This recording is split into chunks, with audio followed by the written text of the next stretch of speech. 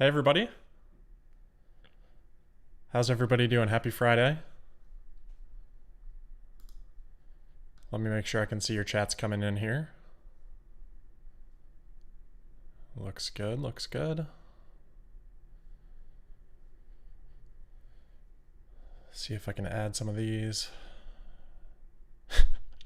Rob knows something. Why is this happening after market close? I do not know anything. Joel Sapp, happy Friday indeed.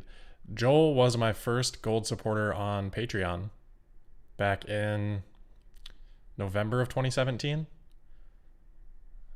and has been steady ever since, which is incredible. So we'll just wait a couple minutes here for everyone to get in to the live stream. Looks like we've got a few hundred people right now. Anybody have any big weekend plans?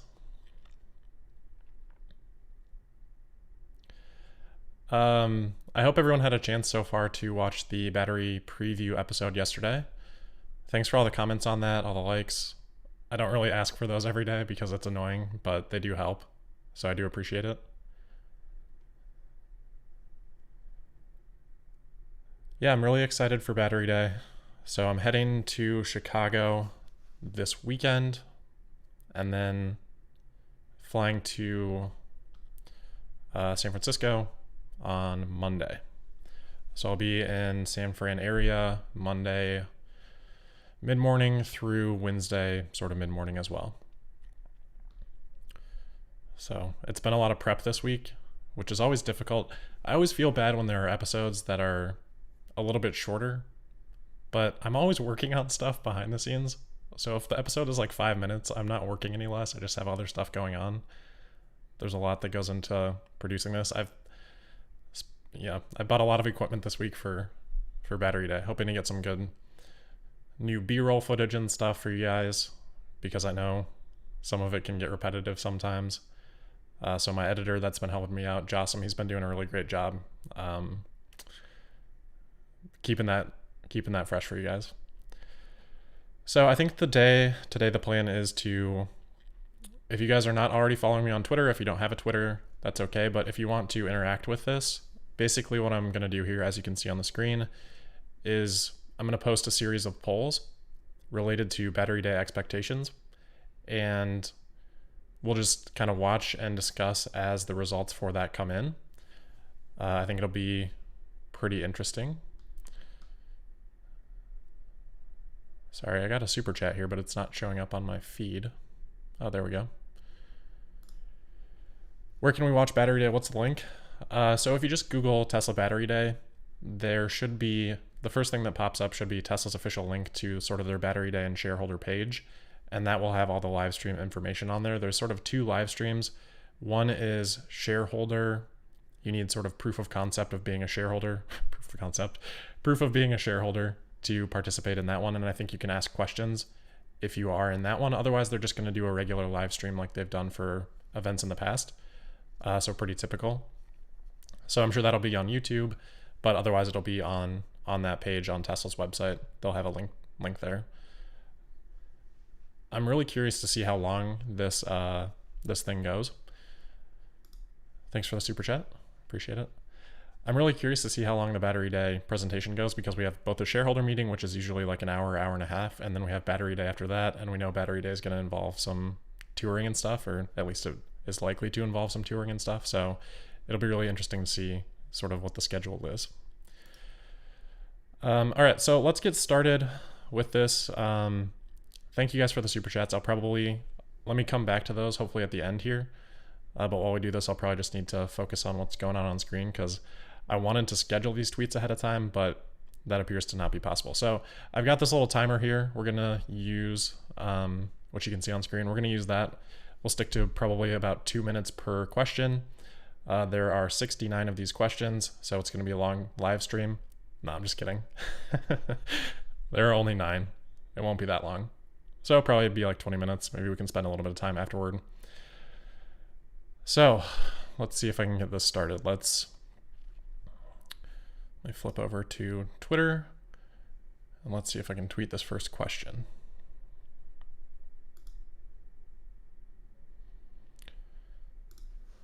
All right. All right, so question number 1, as you guys can see here, again, it should be over there on Twitter for you. So if disclosed, what level of energy density do you expect Tesla to have achieved at the cell level? So we're going to do pack level after this, but this first question is cell level. So I think most of us expect Tesla to introduce their own battery cell at Battery Day.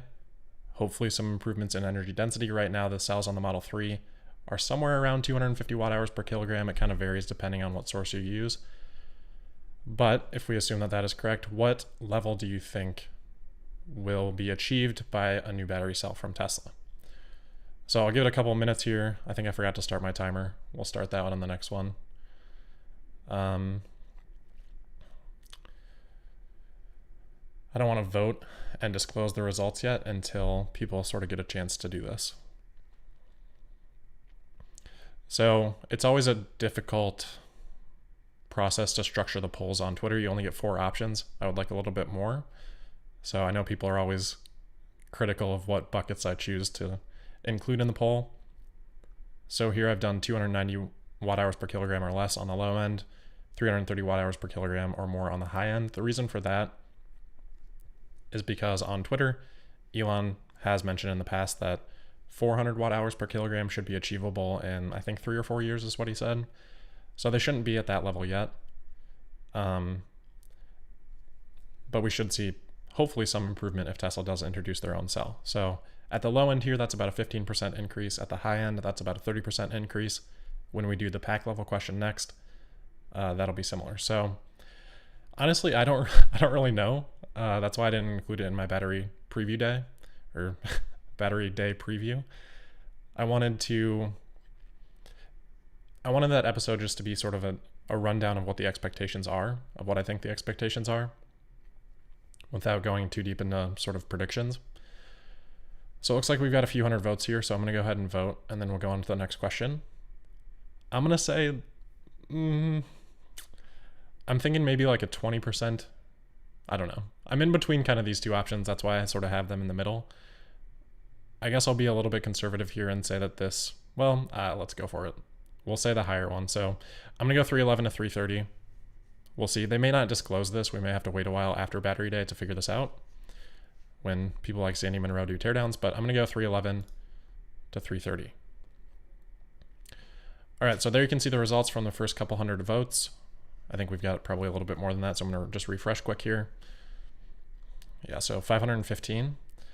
So it looks like expectations are for Tesla to increase energy density at the cell level anywhere from probably 20 to 40%. So at the high end here, that 330, that's around 32%, I want to say. So that would be a really significant increase. But as we talked about yesterday, there are so many different things that Tesla may be ready to do with this next generation cell that I don't think that's impossible. That's not where I'd vote, but if that happens, there are pretty significant implications because of that.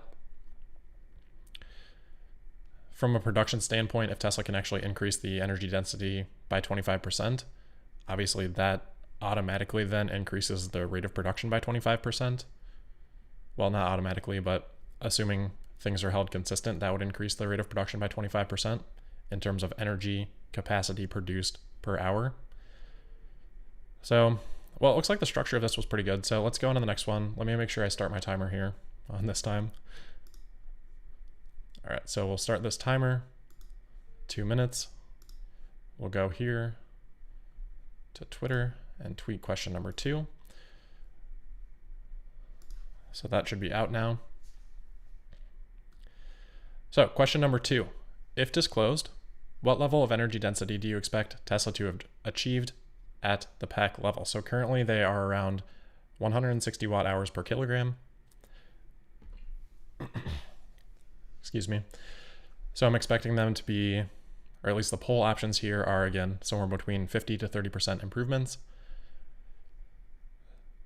I think Tesla has more opportunity to improve energy density at the pack level than the cell level. I think there's opportunities for both, but as we talked about in yesterday's episode, at the pack level, they can do things like cut out the modules and those larger battery cells should, because there would be less amount of casing percentage-wise, which is a non-active ingredient, hopefully when those cells are combined into the pack, because of that less percentage of non-active ingredients, obviously the mix of active ingredients is higher, so hopefully at the energy density at the pack level increases more significantly than at the cell level. So we'll wait a couple seconds here. I forgot to start the timer. We'll get there. We still have 7 questions to go. This is my first time doing this. I don't know, just a random idea I had. We'll see how it goes. As always, just give me feedback. That'll sort of shape the future content. All right, so I'll go ahead and vote here. I'm gonna again stick to this middle option, middle high-end option of around 20-25% increase. All right, so it looks like people are less bullish in general on the pack level energy density increases from a percentage perspective than on the cell level. So that's pretty interesting. I'm going to refresh here and see if we have some more votes. It looks like that was just the first couple hundred. Yeah, so we do. Okay, so this is more similar now to the... Oh, sorry about these ads too. I can't really do anything about that. But at the pack level, it looks like people are expecting, again, probably a little bit higher now with these total votes in here versus what we had seen with the expectations at the cell level. So I don't know, overall it looks like people are expecting around 20-30%, maybe in some cases a little bit more. So we'll have to see what Tesla announces. All right, starting the timer in this case, we'll go to question 3.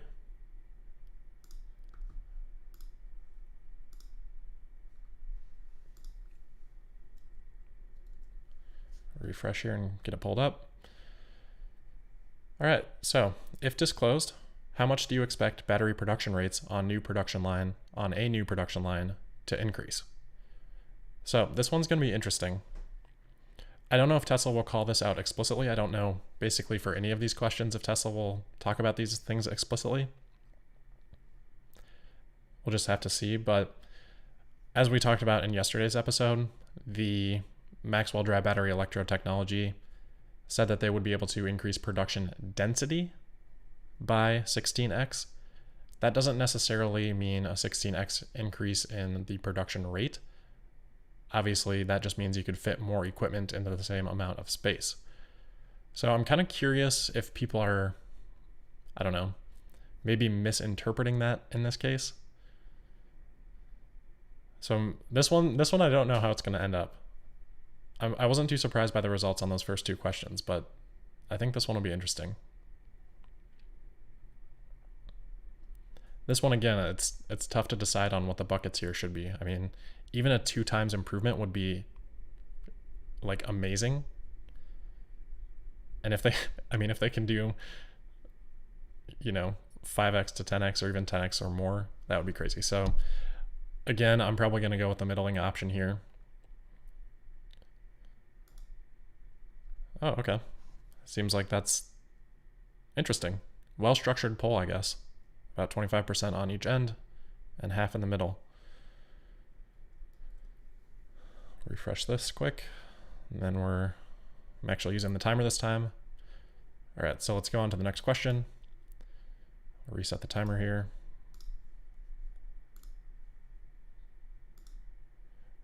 All right. So next question, will battery recycling be discussed? I wanted to include this question because this was something that a lot of people had asked about from yesterday's episode. I know I put the teaser in there. I gotta start the timer. I know I put the teaser in there for the one more thing type of thing. That's a one more thing from me in terms of the points I wanted to make. It's not a one more thing from Tesla, just to be clear. I haven't had a chance to read through all the comments yesterday. I usually do try to do that, whether they're on Twitter or on Reddit or on YouTube. Obviously can't respond to all of them, but I do try to read them all. Anyway, recycling is not the one more thing that I wanted to discuss. Maybe it'd be a one more thing from Tesla. Probably not. That's not the sexiest one more thing, but it is important. Anyway, a lot of people have asked about this because of the Redwood Materials announcement that it sounds like Amazon will be investing in them. Because of that, I think it's a little bit less likely that Tesla would be heavily involved with them. It's tricky though, because obviously the connection between Tesla and Redwood Materials is JB Straubel. So we'll just have to kind of see if, I don't know. It seems like Tesla and Amazon don't really play nice. I think, Bezos and Musk have a little bit of competition going with Blue Origin and SpaceX. Obviously, sort of different aspirations there, but yeah, it'll be interesting to see. So, all right, so I'm going to go ahead and vote here. I think they will discuss battery recycling. I don't think it will involve Redwood Materials, though. I think it will just be them talking about sort of their battery recycling plans at a high level, and hopefully whatever they do discuss here will make battery recycling a bit easier. I don't expect it to be a huge focus, so I am kind of in between, but I'm going to go ahead and vote yes on this. So looks like 80% of people right now are expecting that, which isn't terribly surprising. All right, so we'll restart the timer here. We'll go to the next tweet. All right, that started. All right, so question number 5.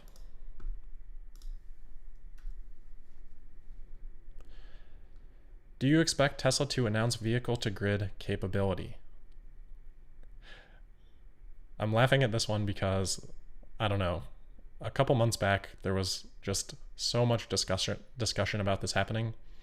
We had the back and forth with different engineering YouTube channels commenting on it, saying whether it was possible with the current technology or not. It seems like now the consensus has decided that it is not possible with the current technology without at least some modifications. So I think you all have heard me talk about this. I'm not as excited about vehicle-to-grid technology. I think if Tesla introduces a really high life cycle battery cell or battery pack, this could be something that has value. And I don't want to understate it, because it is an exciting possibility. Obviously, we heard from Lucid that they plan to introduce this on the Lucid Air, but Tesla historically hasn't made the most exciting comments about this. They haven't been the most bullish on this technology, because there are a lot of complications. You need to make sure that your battery is obviously charged up if you want to, leave and go on a long trip. And it just becomes a little bit tricky to make sure that that's managed properly if you also are relying on your battery for sort of this vehicle to grid battery backup type of technology. So I'm going to guess that the majority here are expecting Tesla to introduce this. But again, I'm not as bullish on this one. I think it does pair well with a high life cycle pack. So if we see a 1,000,000-mile battery announcement, which we've talked a lot about, so I don't think we need to get into as much on this, but I think if we see that, it does make sense. But I don't know if Tesla would announce this. They might make it so that battery and the sort of structure is possible in the future, but I don't know that they would spend a lot of time talking about it at Battery Day. So I'm very curious on this one. I think it's going to be pretty high on the yes. So I might be in a minority here. Oh, interesting. So that's surprising. So about 50-50. I would have guessed higher. All right. That's kind of how I feel too. All right, so we're over the time on that question. So resetting here, we'll go on to question 6, I believe. So I talked about this one a bit yesterday. All right, so will supercharging rates increase for new batteries? The timer didn't start. There we go. So yeah, I don't know. I'm conflicted on this one. I think I gotta be honest, I'm not an electrical engineer. I'm trying to do my best to learn as much of this as I can, but it doesn't come as naturally to me as other things do, in terms of just understanding how electricity interacts with electrical components. So we heard Lucid talk about their introduction of the 900 volt architecture and their 300 or 350 kilowatt max charging rate. I don't fully understand this. I'm doing more research on it, but I don't think that 900 volt architecture is fully required. I don't know. I should probably stop talking about this because I don't fully understand it. But as we talked about, the V3 supercharger stations are capable of higher voltage output than what is currently being utilized. And it also looks like they're capable of producing more amperage than what Tesla's vehicles can, or what are being currently used, or at least as far as the supercharger is rated. So it seems like it's understated on the label, meaning there's potential for Tesla, if they do create the right vehicle architecture, if they do structure the battery cells and the alignment of those cells in a way that can accept that higher voltage, then it is possible for a vehicle designed like that to potentially in the future receive a higher rate of charge from Supercharger V3. So long way of saying that it seems like they've built in some future proofing to V3. So I do wonder if we'll see a larger announcement from that, and if we'll see a sort of different voltage architecture for if we see a Plaid Model S and Model X, if we'll see sort of a new architecture that can accept a higher rate of charge on those vehicles. So we're at the timer there. So I'm going to go ahead and say yes. I think the teaser of the 250 kilowatt plus from the Cybertruck unveiling, I think that probably correlates here. And we also have, Elon in the past saying, 350 kilowatts is, what are you talking about, a child's toy or something like that? I think it was 350 kilowatts. So I'm going to go ahead and vote yes. Okay, looks like the majority agree on that one. We'll move on to the next one here.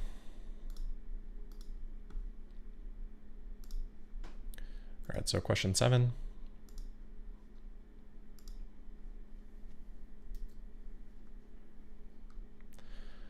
All right, so getting into sort of the product stuff here, I think it's probably pretty obvious what the results on this one are going to be, but we'll have some follow-up questions. We probably don't need to spend quite as long on this one.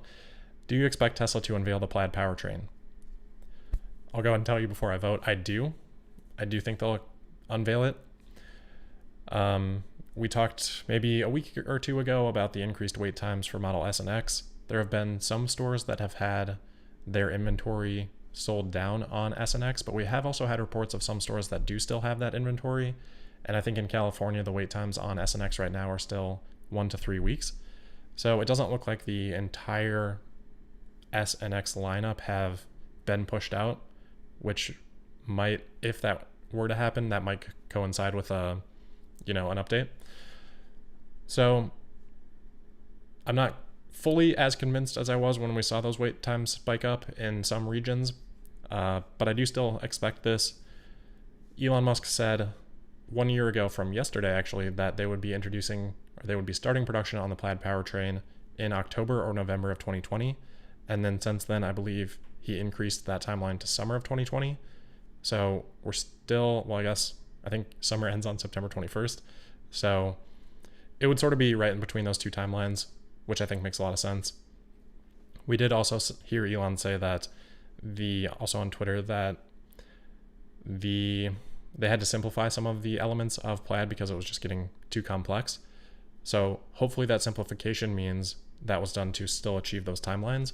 And hopefully that means we'll still see the introduction this week or next week. So I'm going to go ahead and vote yes. Okay, no surprise. Huge majority there expecting yes.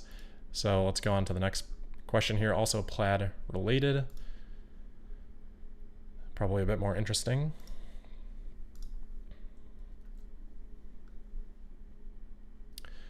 All right.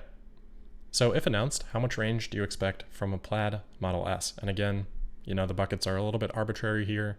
I tried to put them, similarly. I think people expected sort of that 20 to 30% energy density improvement when we looked at the battery cells and the battery packs. So the range here, again, from Tesla's current 402 mile range on the Model S, we're looking at, 25 plus percent improvement here, 25% plus improvement here in sort of all these buckets. I kept it under 620 because that's supposed to be the Roadster range.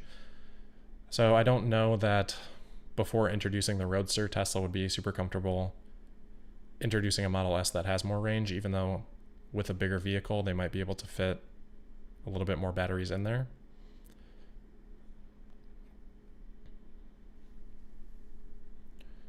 Take a quick drink break. My mouth's getting dry, sorry.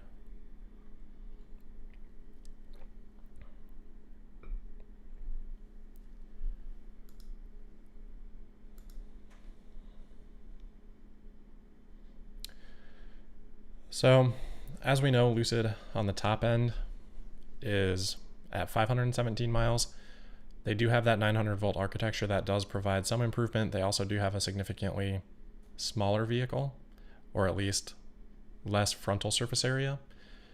And this is something I meant to come back to, because the quotes that I quoted from Car and Driver, who interviewed a VP of design for the Lucid Air, had said that it was only a couple inches smaller, but the official, in terms of the width, but the official dimensions from Lucid actually say that it's more like a foot smaller.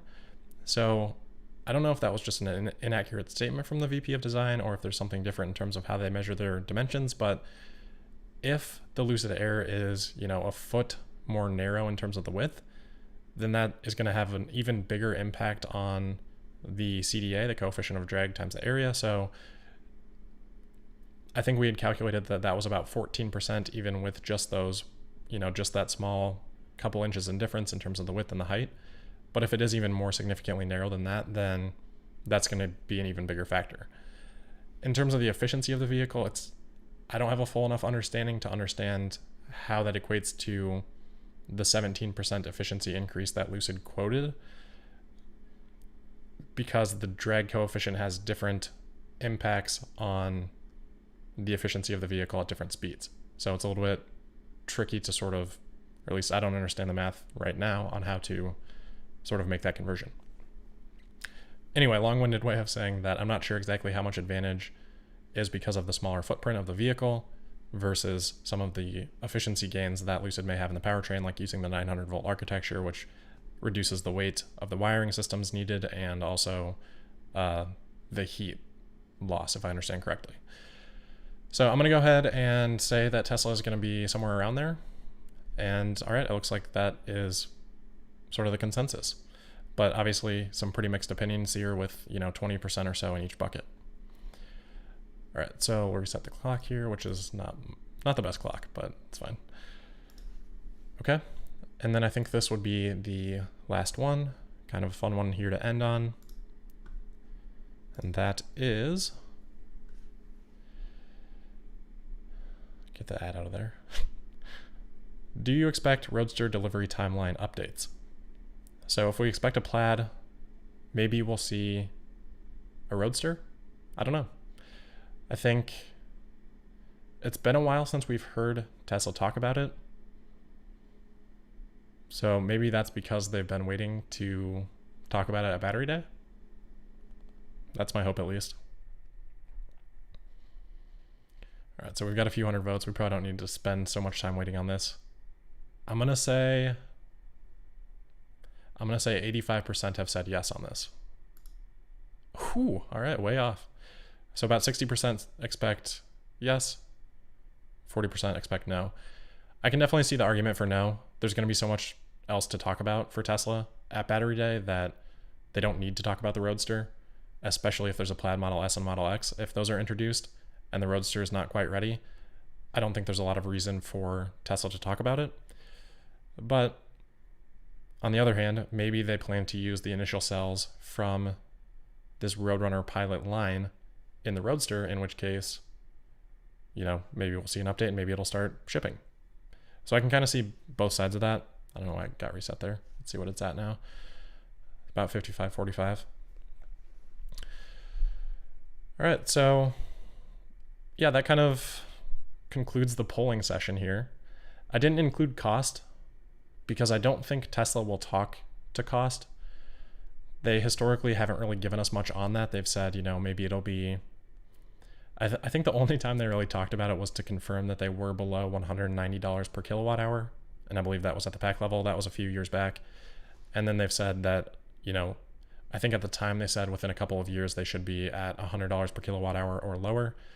So certainly I think that would be the expectation coming out of this, but there's no sort of fixed cost on a battery. They're going to, the cost that Tesla is paying per kilowatt hour is going to change as their production increases. So I don't expect them to just really say like, oh, this new cell enables us to get to $80 per kilowatt hour. Maybe they would, maybe they'll talk in terms of percentages. I think it would be, in terms of what Wall Street expects, I think it would be very helpful in terms of the reaction to Battery Day if Tesla did say that, because I think it's a way that they could show their lead. But I also don't know that, you know, from Tesla's perspective, who really cares about the reaction to Battery Day? You know, maybe they do, but they just raised capital, which, by the way, I think is a good move ahead of Battery Day, because if Tesla introduces a new battery cell production line and they talk about how they need to, you know, make 100 more of those lines or whatever the number is, there are capital costs associated with that. And if Wall Street doesn't believe that Tesla can fund that from their own internal cash flow, then generally what happens is they'll be punished in terms of the stock price until they get that capital. So the best time to raise capital is when you don't need to. So for Tesla to go into Battery Day and have, you know, 13.5 billion in cash, probably more than that at the end of Q3, versus the, you know, non-lease debt of around 8.5 billion, they're in a pretty good spot. And again, I think free cash flow should continue to add to that cash balance here over the next few quarters. Profitability is going to be hurt a little bit, as we talked about yesterday with sort of that Alex Potter note.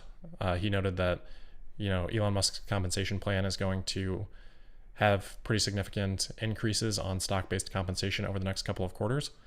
So that is going to sort of suppress the GAAP earnings number, but that is not a cash cost. So the spread between free cash flow and GAAP earnings, as stock-based compensation increases, the spread between those two metrics also increases. But Tesla's still getting that free cash flow. That's money that they can use and reinvest in the business. So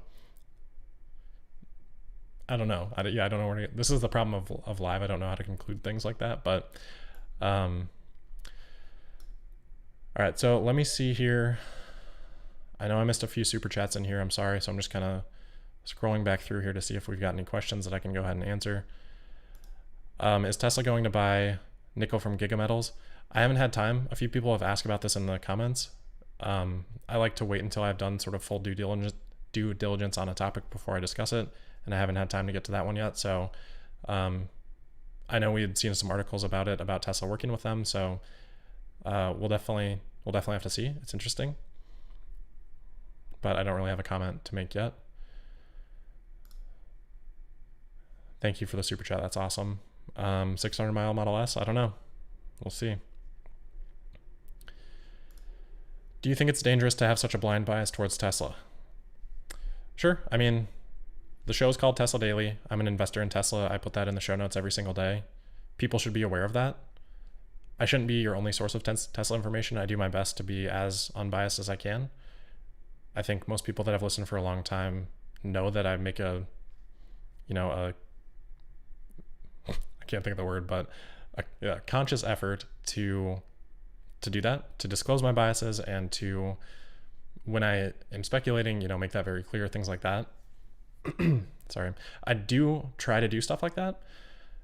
But yeah, again, I mean, I'm an investor. Like, I have a positive bias towards Tesla, and people should be aware of that when they consider the information that I share. I don't think it's blind. I wouldn't agree with that. That's the reason I try to bring as many disagreeing sort of people on the podcast as I can. And if anybody ever has any recommendations for people that I can talk to about other points of view, I'm all for that. I've said since day one, bears are always invited. So some people have said, like, don't give them a platform, they're gonna trick people. Like, I think that doesn't really give much credit to the audience. People need to people need to be able to assess the information that they're receiving. So I do think I can do a better job in those conversations, especially, in the case of the Gordon Johnson conversation. I didn't have as much time to state my point of view. So I'm not saying I can't do better in those conversations, but I also don't think it's necessarily bad to sort of like give a platform to these people. I don't really agree with that train of thought. So, all right, let's keep scrolling here. I wish there was a way in this software to filter on super chats. There's one.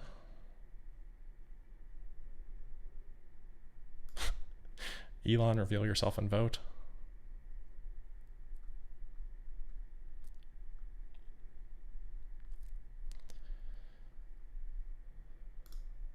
Thank you, Marcus. Really appreciate that. I mean, this is all, I work really hard at this, but this is all enabled because of you guys. Whether it's super chats or Patreon support, or even just watching and liking the videos and subscribing. Like, I couldn't do any of this without that. I couldn't bring this content. I couldn't go to Battery Day. None of this stuff without all the support from you guys.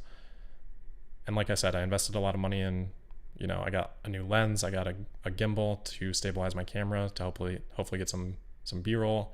I got a new laptop because I really just work on my desktop, and my, 2013 refurbished base MacBook Air is not going to cut it. So I got a new laptop. And then, of course, obviously the flights and Airbnb. And you guys help enable stuff like that.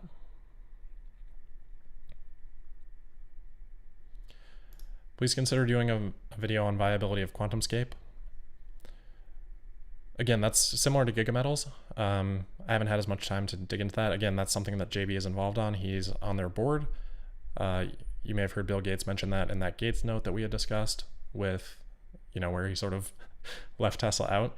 He did actually have an interview with Bloomberg, I think 2 or 3 days ago, where, he's very cordial in terms of his comments for Musk. Basically, they had asked him, is Musk another Steve Jobs? And he said, if you know both of these people, you don't really make that comparison. Elon is very much engineering focused, first principles approach. Jobs was, not to say that he didn't have any of that skill set, but, probably more skill in terms of marketing. And yeah, I think people have strong opinions on that. So I'll probably keep quiet on that. Don't want to offend anybody. Another one there about Gigametals. Trying to get to all these guys. Appreciate you sticking around while I scroll through these.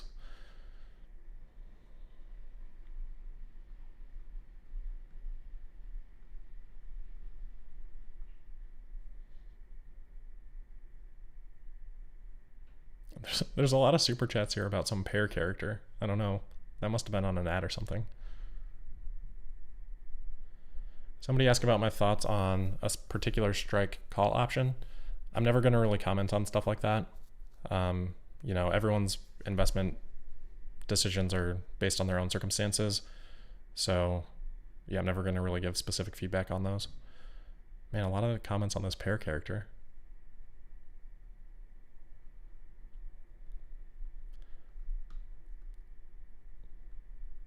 All right, I think that got through all those so far. So let me come back down to the bottom here and catch up again.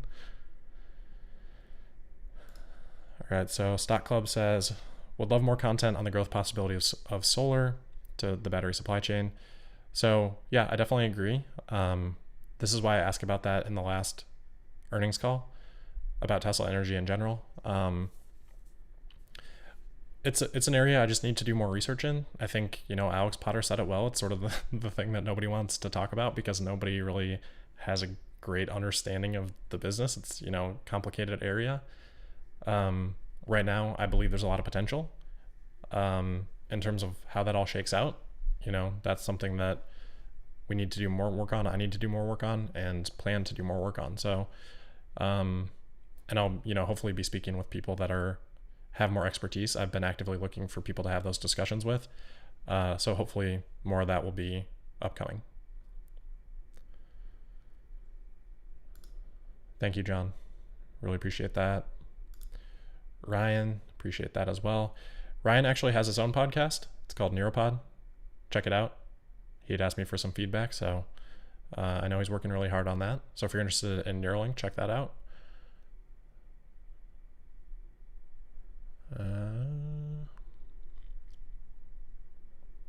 I'm sure it's really fun to watch me sit here and scroll through chats. Maybe next time I'll see if Jossam can help me out and sort of manage this. A lot of times when I'm doing these live streams, it's sort of spur of the moment. So we will keep sort of evolving the format and get things running smoother over time. I think this is like the 3rd or 4th one that I've ever done. And I would say that next week, we'll probably be doing a lot more live content just because everything is going to be so busy that the schedule is going to be so compressed, where I probably just need to go live and sort of get my thoughts out there. It's not going to be able to be as, sort of consolidated and efficient as normal. But I want to get that content out to you guys as soon as I can and get my thoughts out there. So probably be doing a lot more live content next week. All right, that's a long one. So what do you think of Tesla's US patents for air metal packs? I think those are patent numbers, both filed in 922 8 years ago. Coincidental? I don't know. Just released. Again, something I haven't had time to look into. My understanding of the air metal packs is that the life cycle, I don't want to misspeak here, but from the top of my head, I think the life cycles on those are pretty low, but the energy density is extremely high. So they could potentially be used in sort of like a hybrid pack setup, where if you need a lot of range, you're going to use some of the energy capacity from that air metal battery. So I don't know. I'm not super bullish on that technology. I don't think it's really all that necessary, but maybe if the degradation or the life cycle on those type of batteries can be increased, obviously that would be huge. Or maybe if some of the components can somehow be worked into, some sort of hybrid battery cell. I don't know. That's, again, out of my depth, but obviously Tesla is exploring it if they have those patents. Any revision on your thoughts for partnerships with other OEMs? No. I'm going to stay pretty consistent on that. I don't really expect it for a long time. I think the one to watch there is VW. Obviously, there's sort of a little bit of, mutual respect or whatever between Musk and Herbert Diess. So, Herbert Diess is definitely pushing hard for electrification of VW. I think they just announced that they're going to try to do 500,000 ID4s by 2024, 2025. So they're definitely making a push. It just remains to be seen how effective they can be with that. Obviously, their vehicles so far, I don't know that have been all that compelling. We'll see on the ID3 once they get that production up and running and the cost down and their software issues sorted out. That's been a big problem for them so far, but I don't think they're ever going to be quite competitive with Tesla. I've seen a lot of articles on their software strategy, and they've, bragged about how many software engineers they've got and stuff like that. And I think, people that have worked in software, which I haven't, but I've talked to people that have, their opinion on that is, it's definitely not about the number of engineers that you have. You can't just brute force software development like that. So, all right. I'll probably take like one or two more questions here, and then I got to wrap it up because, again, I got to get packed and everything.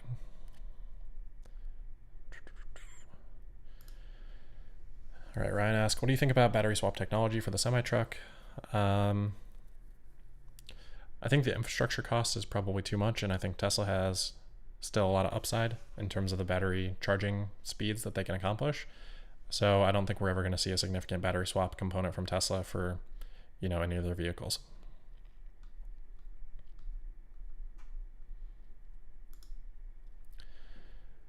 What's the impact of the lighter cars due to casting and energy density? In terms of percentage, energy density, it wouldn't change, but obviously if your car is lighter, you're going to be able to go further with the same amount of energy capacity, obviously depending on the speed and the impacts of drag. So we'll just have to see when when Model Y starts rolling out with more significant casting. But obviously, the heat pump, the rear casting, octovalve, these are the advancements that Tesla has made with the Model Y that have allowed it to obtain a similar range with, the same battery pack to the Model 3. So it's significant in terms of the percentage. I don't want to really guess with that without being more informed. Okay. So sorry if I missed any of your super chats, guys, and sorry if I missed just other chats in general, but I appreciate you all tuning in. Again, hope you have a great weekend. I'm going to do that little teaser episode later this weekend. I'll record that after this and then probably post it on Sunday, since I'll probably not have a Monday episode because I'll be traveling and things like that. So don't get, I don't want to overhype that. Again, it's just sort of something that I'm thinking about that I think is the most important element of sort of all of this. So keep an eye out for that.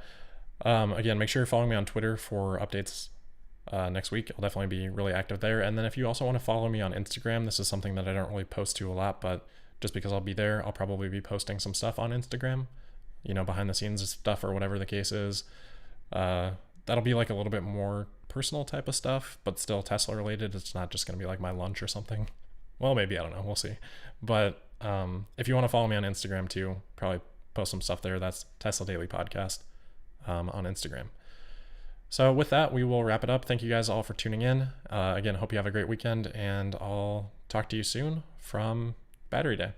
All right, bye.